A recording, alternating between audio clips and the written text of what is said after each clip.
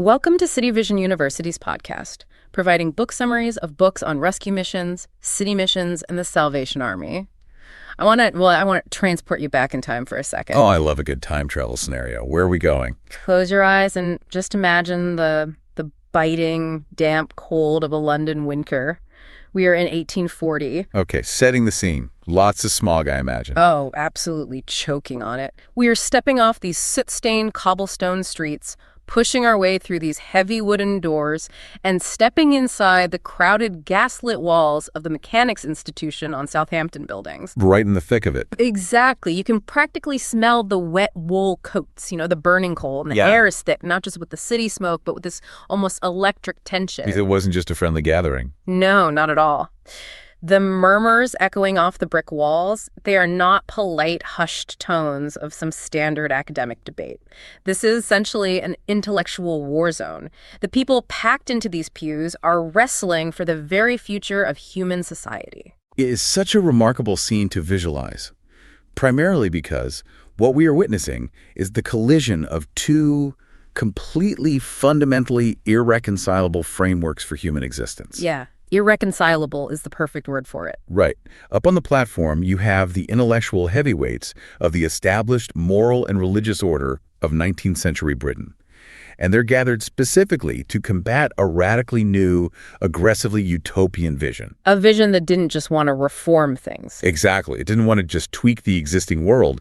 It wanted to tear it down to its absolute bedrock and build something entirely unrecognizable in its place. And the primary source material we are plunging into for this deep dive is a physical artifact of that exact collision. The book itself. Yeah, it's this dense, absolutely fascinating book published in 1840 titled Lectures Against Socialism. It contains a series of really intense, highly detailed lectures delivered at that very Mechanics Institution. Delivered by some pretty prominent figures, too.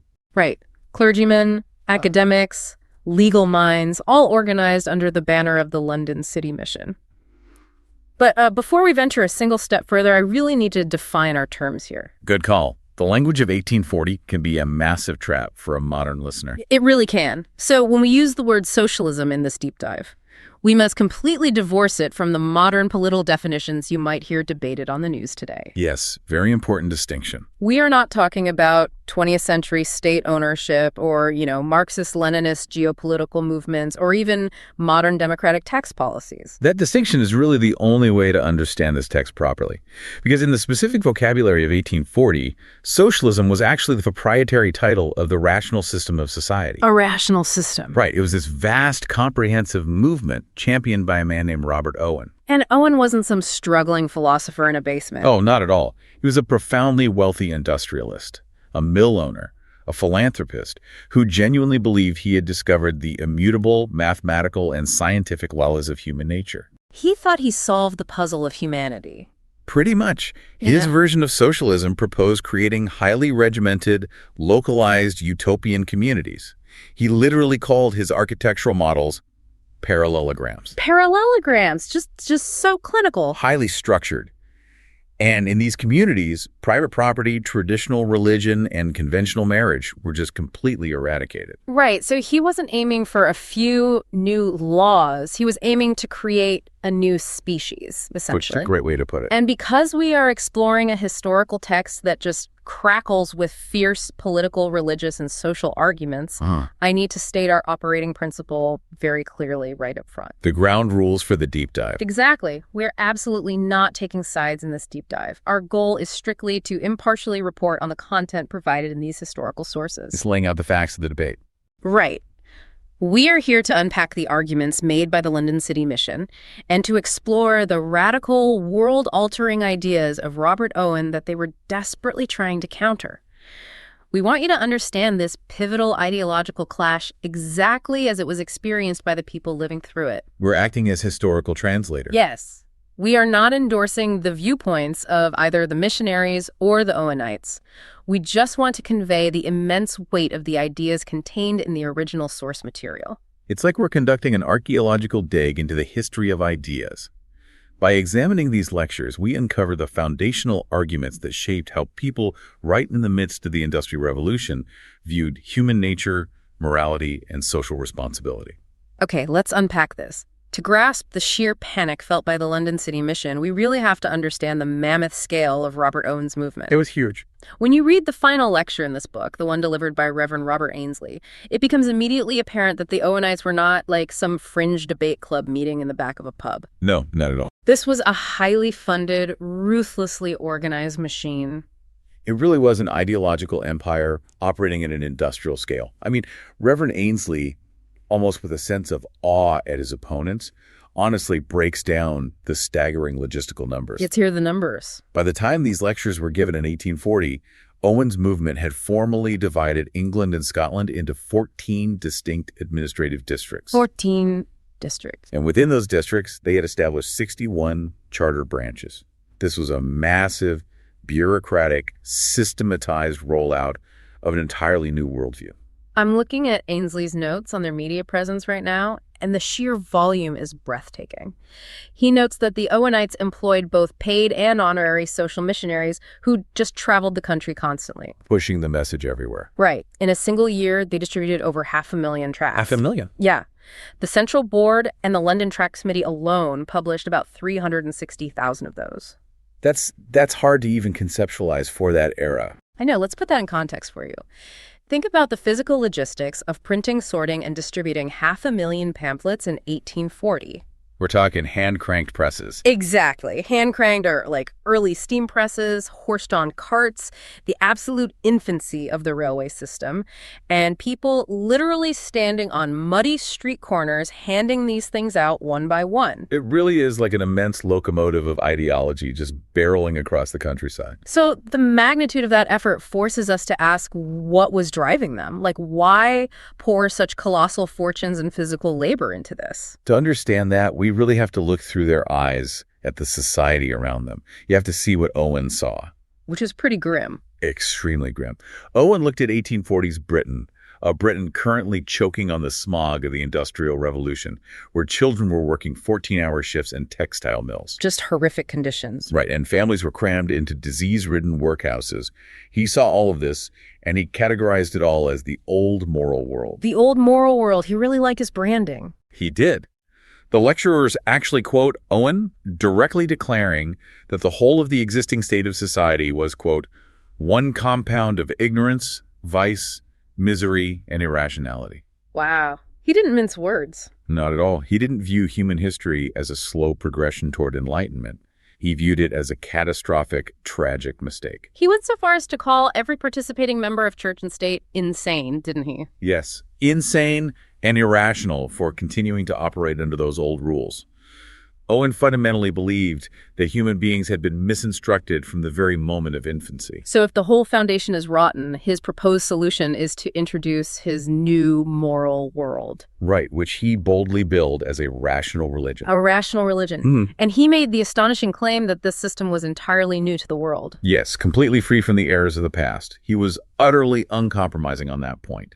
He insisted that his rational system was the only framework ever devised that was consistent with every known fact. In perfect harmony with all of nature. Exactly. In his manifesto, which, by the way, he actually entered at Stationers Hall, legally registering it so no one could mistake its authenticity. Oh, wow. He copyrighted his utopia. Basically, yeah.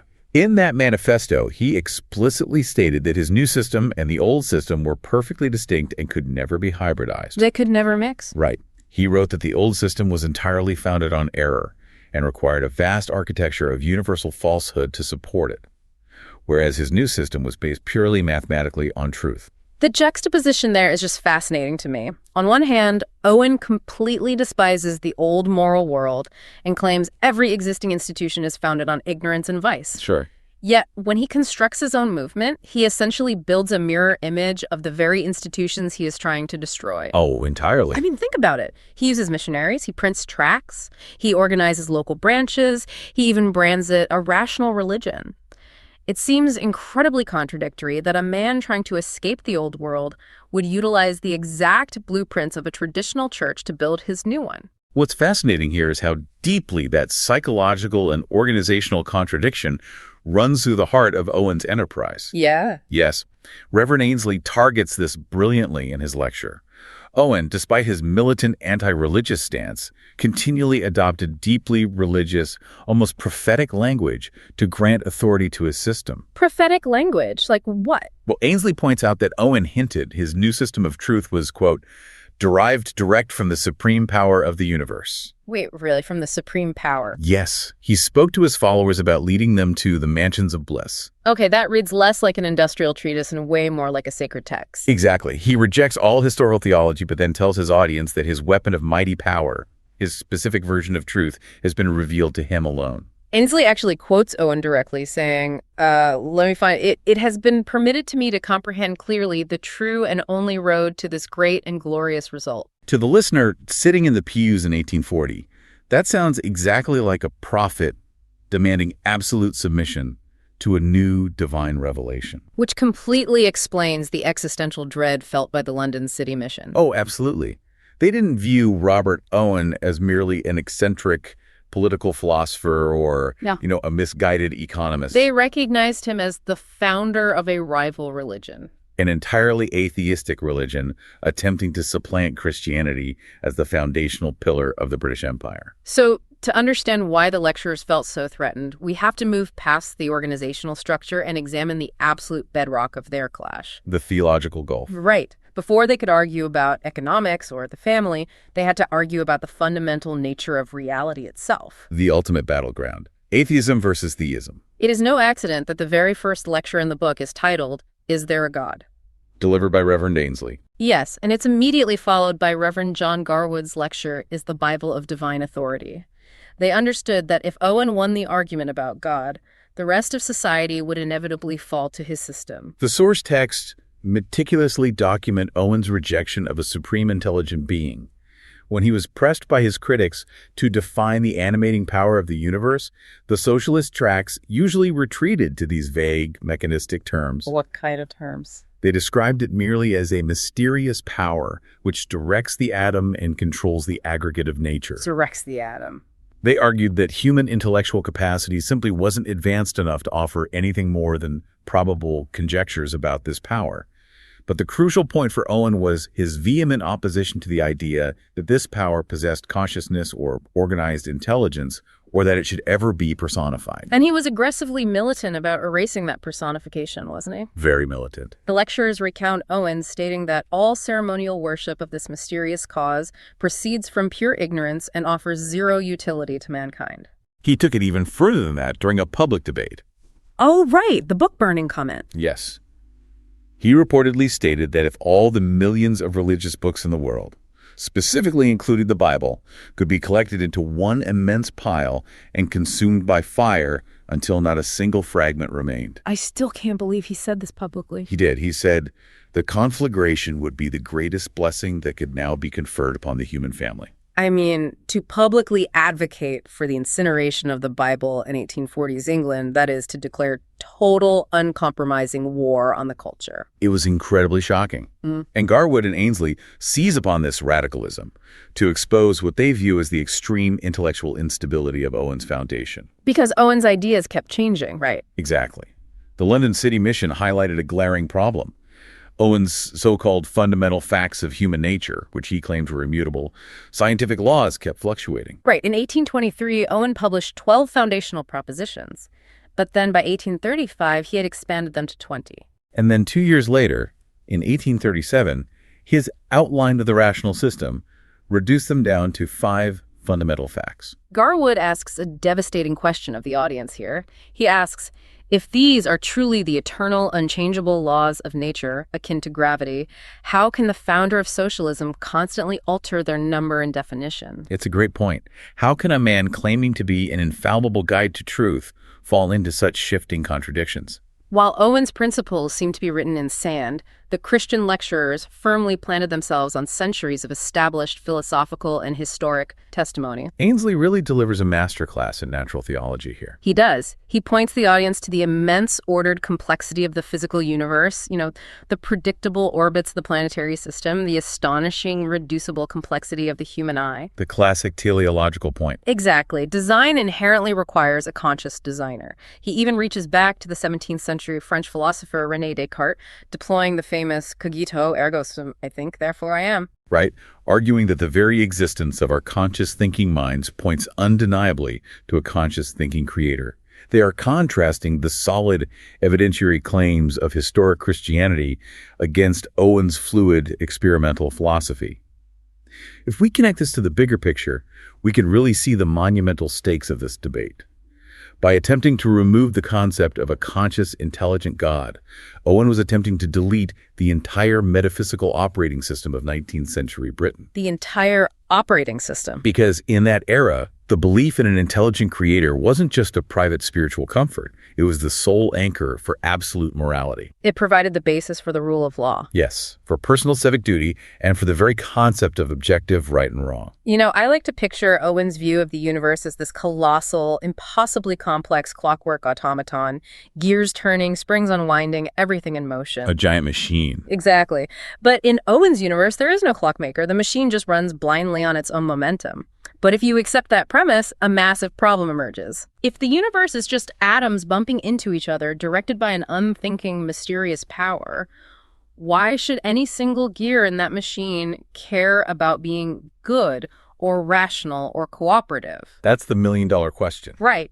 If there is no ultimate rule maker, how did Owen possibly expect to enforce any moral rules within his parallelograms? That is the precise intellectual wedge the London City Mission drove straight into the heart of Owen's philosophy. And that question naturally forces us into the next major battleground of these lectures. Section 3. Yes. If you erase the divine judge, and if you declare the universe a blind machine, what happens to human free will? What happens to the concept of individual responsibility? Which pulls us deep into the thicket of Section 3 of our source text, the nature of man and the doctrine of circumstances. We have 3 deeply philosophical lectures here. Henry Hughes asking, "What am I?" Isaac Taylor exploring man responsible, and George Cubitt delivering a crushing critique called The Power of Circumstances. This is where we encounter the absolute, inescapable core doctrine of Owen's socialism. It was known as the doctrine of necessity. Necessity. According to the source texts, Owen taught that a human being does not possess independent agency. He believed that a person's will is formed entirely for them by their feelings and convictions. And what generates those feelings and convictions? Owen argued they are strictly the unavoidable product of external circumstances pressing against the individual's inherent physical organization. So we are reduced to the status of passive industrial machinery. Our environment flips a switch, our nervous system reacts to the electrical current, and we just execute an action. Exactly. We might feel like we are making a choice, but under Owen's doctrine, it's nothing more than a biological reflex. And Owen did not flinch from the terrifying logical conclusion of this premise. He boldly declared that no individual is responsible for their actions. Not physically, not intellectually, and certainly not morally. Wait, so if a person commits a heinous crime... Owen argued it is entirely the fault of the corrupt circumstances that shape them. Therefore, concepts like praise, blame, reward, and punishment are profoundly irrational. Wow. In fact, Owen believed that treating man as a responsible agent, telling him he had a choice, and punishing him when he chose poorly was the root cause of all the crime, anxiety, and misery in the world. The pushback from the London City Mission on this specific point is breathtakingly sharp. Cubitt's lecture is a standout. It really is. George Cubitt steps up to the podium and exposes a fatal, glaring paradox in Owen's logic. Cubitt tells the audience, let us assume for a moment that Robert Owen is entirely correct. Let's assume human beings are merely passive lumps of clay shaped entirely by the mold of their corrupt environment. Okay, playing along with the premise. Right. If the old moral world is so comprehensively insane and it completely dominates the formation of every human mind within it, how on earth did Robert Owen manage to escape this absolute programming to invent a perfectly rational system? It exposes the ultimate vanity of strict determinism. Yes. Cubitt asks the fatal question. If a man's thoughts come from without, necessarily and unavoidably, Where did Owen's revolutionary world-saving thoughts originate? He's caught in his own trap. Owen is claiming to be the product of a totally irrational, diseased society, yet he alone has miraculously generated a perfectly sane, mathematically pure blueprint for the future. Cubitt points out the absurdity so well. Owen acts like a supreme potter who believes he can mold the clay of society, conveniently forgetting his own doctrine, which states he himself is just another passive lump of clay. Cubitt's mockery of this is brilliant. He compares Owen's logic to the ancient myth of the Earth resting on the back of a giant tortoise, with the tortoise resting on nothing. Right. But Cubitt argues Owen's philosophical architecture is even more ridiculous. It's the Earth resting on the tortoise and the tortoise resting on the Earth. It is a circular loop of logic that completely collapses under its own weight. Following Cubitt's philosophical takedown, Isaac Taylor steps up and delivers a profoundly practical socioeconomic argument. This is one of my favorite parts of the text. Taylor moves the debate out of the realm of theology and down into the grit of the 19th century marketplace. He argues that the entire structure of human civilization, specifically the division of labor, relies implicitly, breath by breath, on the doctrine of individual moral responsibility. Taylor's argument here is incredibly illuminating about how society actually functioned in 1840. We have to remember, this is an era before massive federal regulatory agencies, before the FDA, before digital surveillance or complex corporate compliance laws. Right, it was very face-to-face. Exactly. Taylor is saying that the moment a society divides its labor, the moment I stop growing my own wheat and trust a baker to make my bread, while he trusts me to build a safe roof over his head, we are relying on an invisible web of trust. We are trusting that the baker won't cut his flour with chalk, correct? Poison. And that I won't use rotting timber in his roof. And that vital trust only exists because we share a profound internalized belief that we are morally and eternally responsible for our actions. The mechanism of Taylor's argument is brilliant. He asserts that if Owen succeeds in sweeping the world clean of all notions of religious and moral responsibility, if he effectively exempts mankind from the terrors of a guilty conscience, that invisible web of mutual trust instantly dissolves. Poof, gone. If every laborer, merchant, and builder truly believes their actions are just the unavoidable product of environmental necessity, and they hold zero personal blame for lying, cheating, or breaking a contract, how does a society maintain order? Taylor provides the chilling answer to that. Without the internalized governor of moral responsibility, society would require a massive, crushingly expensive, and utterly tyrannical police state. You need guards everywhere. You would need a physical overseer watching every worker every second of the day, using the threat of immediate physical force to ensure compliance. But wait, let me step into Owen's shoes for a moment and play devil's advocate here. Go for it. Doesn't Owen have a highly valid point regarding the industrial horrors of his time? Modern psychology, sociology, and even basic observation tell us that we are immensely shaped by our environment. Absolutely. Extreme poverty breeds desperation. Horrific workhouses breed trauma and vice. Is the city mission just burying its head in the sand? Are they completely ignoring the crushing power of the 1840s industrial environment and just telling starving people to have better morals? This raises an important question, and it is vital to see how the lecturers handle it, because they do not take a simplistic view. They don't. No. The lecturers, particularly Cubitt and Hughes, never deny that external circumstances exert a massive, sometimes overwhelming influence on human behavior. Okay, so they acknowledge the reality of the streets. They readily acknowledge the tragedy of their era. They agree that a child born into the squalor of impoverished rookery faces radically different temptations than a child born into an aristocratic estate. Right. What they vehemently deny is Owen's leap from influence to omnipotence. They argue fiercely for the existence of moral agency, that spark of free will and self-control that remains alive regardless of the circumstances. So they are arguing that your circumstances might hand you a devastatingly difficult set of choices, but the environment does not make the choice for you. Precisely that. You still retain the agency to decide how to respond to that pressure. And the theological mechanism they rely on is grace and inherent moral law. They argue that God provides both the conscience to know right from wrong and the spiritual strength to resist the degradation of bad circumstances. Hughes talks about the conscience a lot, doesn't he? He does. He points to the internal voice of conscience, the physical, emotional weight of remorse we feel after doing wrong, as undeniable built-in evidence that we know we had a choice. If we were just machines, we wouldn't feel guilt. Right. If Owen's doctrine of necessity were true, if we were truly just blind machines, we wouldn't possess the capacity to feel guilt. Therefore, they argue, a functioning free society must maintain that humans are accountable, because the alternative is moral anarchy. If human beings are, in Owen's mind, merely the passive products of their environment, the logical next step for him is pretty clear.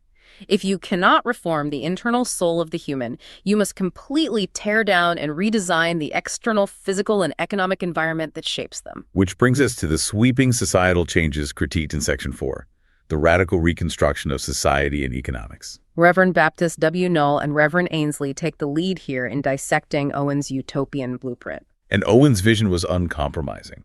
To cure the miseries of the world, he proposed the absolute total abolition of private property. Total abolition. In his view, the concept of mine and yours, the desire for individual wealth, was the foundational poison that generated all selfishness, envy, and social conflict. He envisioned replacing the entire British economy with localized, cooperative communities where every resource was held in common.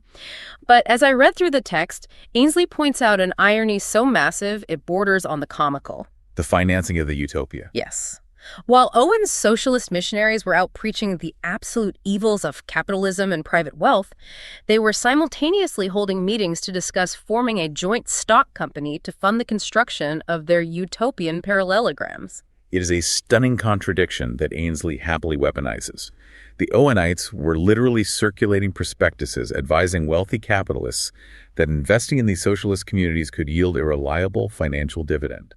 So they were attempting to harness the most sophisticated tools of the capitalist financial system: shares, dividends, joint stock pooling of capital, to construct a society whose stated goal was the annihilation of capitalism. The hypocrisy is staggering. But Owen's demolition plans didn't stop at property. He wanted to eradicate entire professions because he believed the new moral world would render them obsolete. Right. In his Manchester lectures, he argued that in a truly rational state, there would be no buyers and sellers. Therefore, no merchants. And without private property, there would be no disputes over ownership, thus entirely eliminating the need for the legal profession. The mechanistic logic of his vision even extended to the medical profession. Wait, he wanted to get rid of doctors. He did. Owen argued that the diseases of 1840s Britain were purely the result of the stress, poverty, and irrationality of the old moral world. So if you fix the society, you fix the health. Exactly.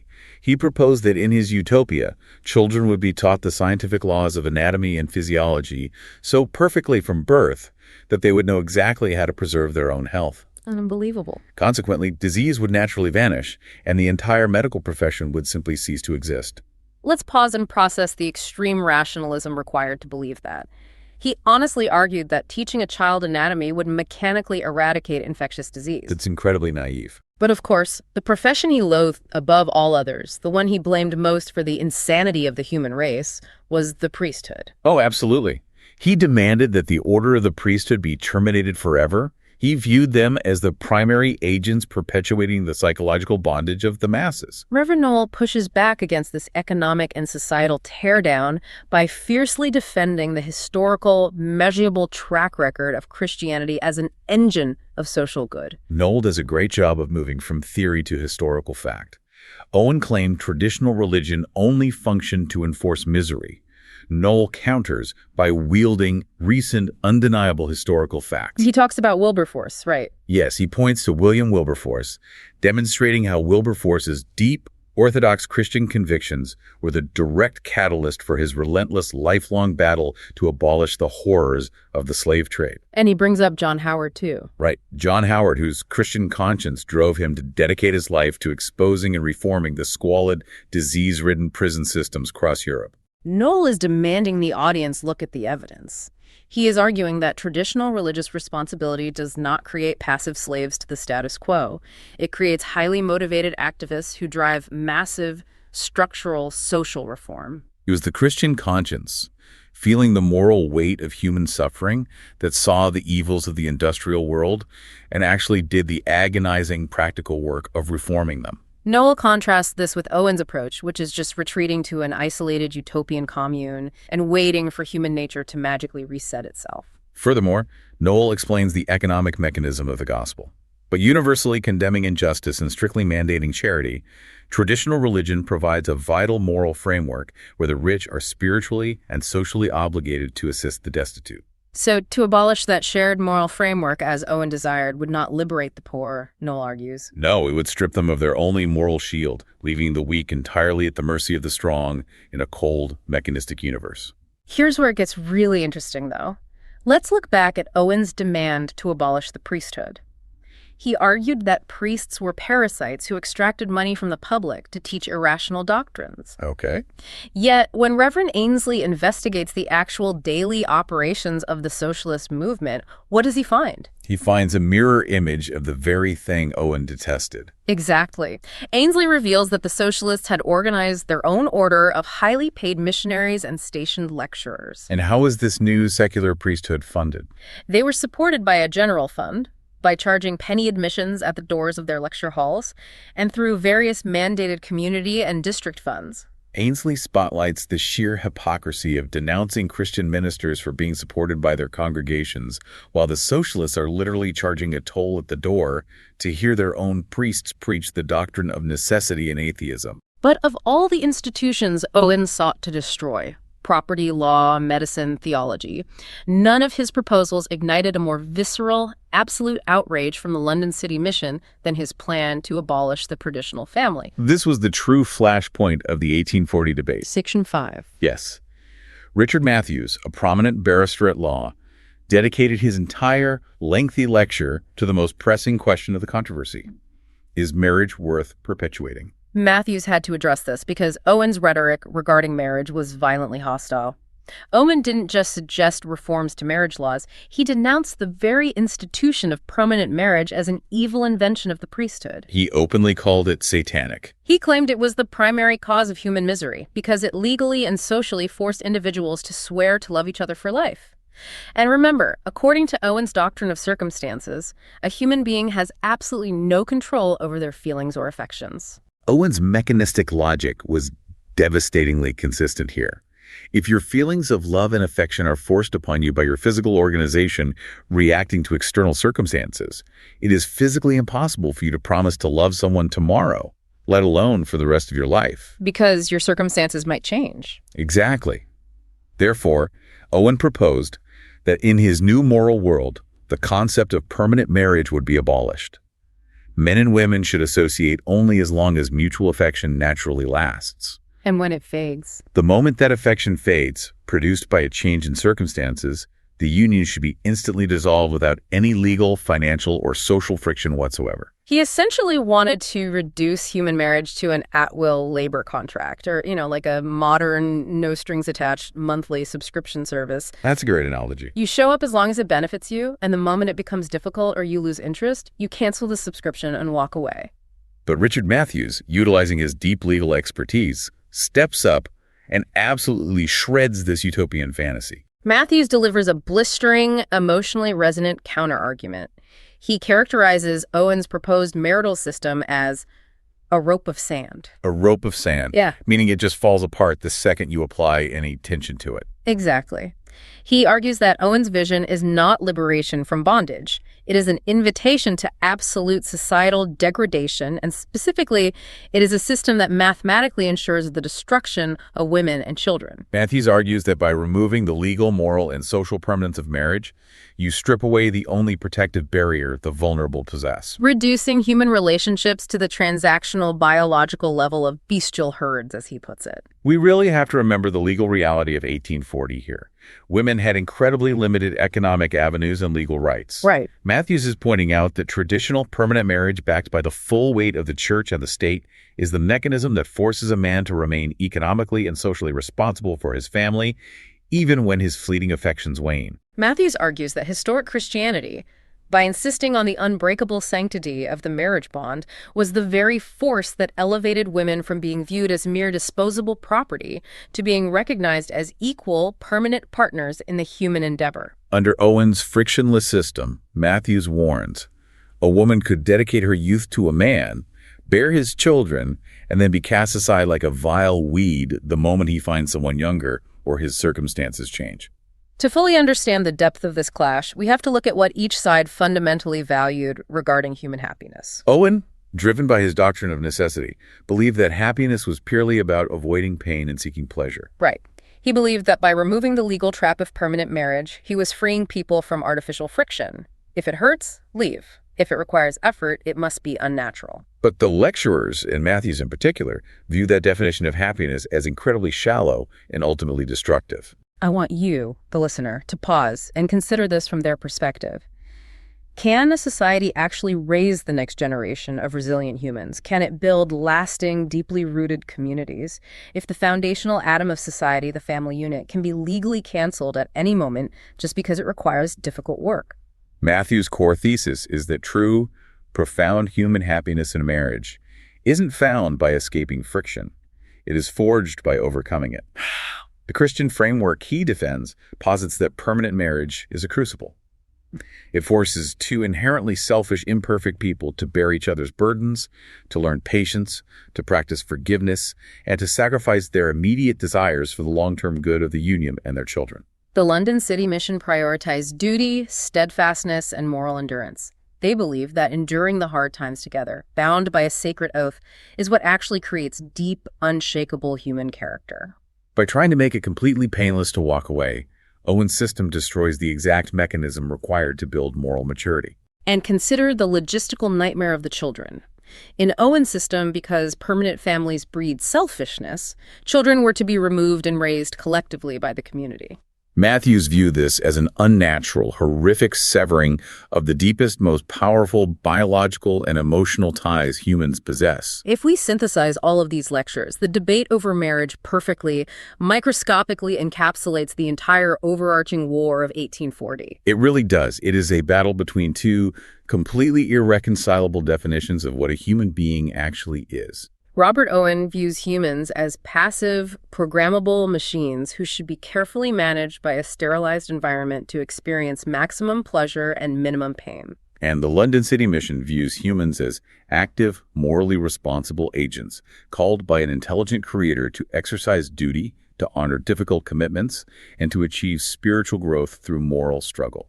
The scope of this ideological warfare is truly epic. As we pull back from the gaslit hall of the Mechanics Institution, let's look at what we've uncovered. This wasn't a minor disagreement over tax rates. No, not at all. Robert Owen's socialism was a total ground-up reimagining of God, human free will, the economic engine of society, and the very definition of the family. The London City Mission recognized it as an existential threat not just to their church, but to the entire fabric of morality and human dignity. They understood the mechanism of society. They knew that if you successfully pull the metaphysical thread, if you convince the public that God does not exist and that humans have no moral responsibility, the entire tapestry of 19th century civilization unravels. Everything from the trust required in the division of labor to the safety of a mother and her children relied entirely on those ancient traditional pillars. So what does this all mean for us today? I want to turn this directly over to you, listening right now. We're sitting nearly 2 centuries past this debate. The dates are different, the technology is unrecognizable, but are we still locked in combat over the exact same tension points?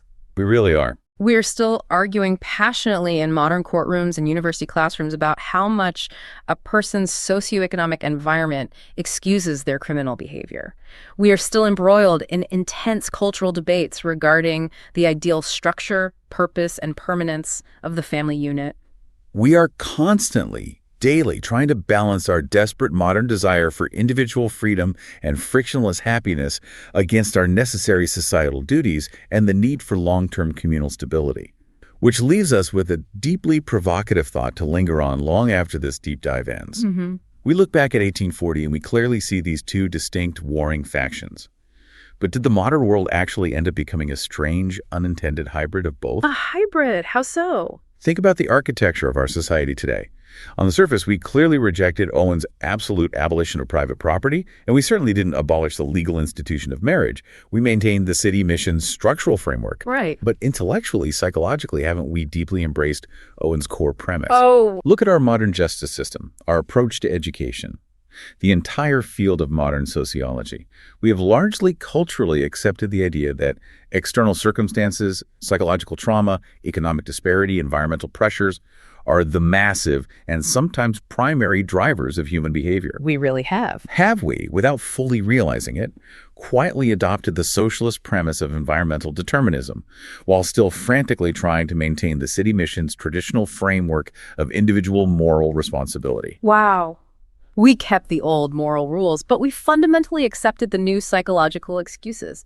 That is an incredible, almost unbearable tension to live under. Think about that mechanism the next time you hear a political debate about crime, poverty, or human nature. We are still standing in the echoes of that crowded hall in 1840, still fiercely arguing with each other, trying to figure out exactly what kind of creatures we really are.